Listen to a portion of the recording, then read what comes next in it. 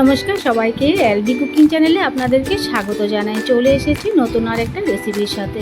আজকে বানাবো হচ্ছে শ্যামা চাউলের পোলাও। ঘরে থাকা কিছু সবজি দিয়ে, গাজর, বিন, একটু আলু আর একটা কাঁচা লঙ্কা কুচি করে নিয়েছি, একটু আদা কুচি করে নিয়েছি। তো এখন কড়াতে দিয়ে দিলাম আমি সাদা তেল, এতে একটা তেজপাতা আর গোটা গরম মশলা দিয়ে দিলাম। এখন আদা কুচি করে রেখেছি সেটাও দিয়ে দেবো, দিয়ে একসাথে ভালো করে ভাজা ভাজা করে কেটে রাখা সবজিগুলো দিয়ে দিলাম। সবজির সাথে ভালো করে নাড়াচাড়া করে এতে এখন দেবো আমি স্বাদ অনুযায়ী লবণ আর একটু হলুদ দেবো। আর রেখেছিলাম একেতে কাজু বাদাম আর কিশমিশ, কাজু বাদাম কিশমিশটাও দিয়ে দিলাম, দিয়ে একসাথে ভালো করে নাড়াচাড়া করে নেব। নিয়ে হলুদ দিয়ে দিলাম। এখন আমি ধুয়ে রাখা শ্যামা চালটা দিয়ে দিলাম।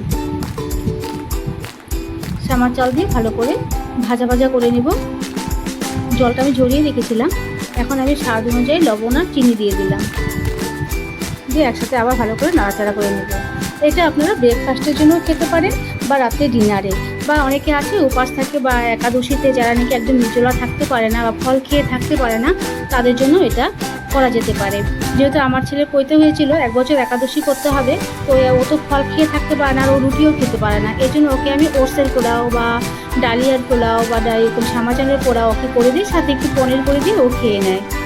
তো আমি 2 কাপ চাল নিয়েছিলাম, এর জন্য আমি 4 কাপ পরিমাণ জল নিয়েছি। নিয়ে এখন আমি ঢাকা দিয়ে রেখেছিলাম। হয়ে গেছে আমার পোলাওটা, দেখুন কি সুন্দর ঝুরঝুরে হয়েছে।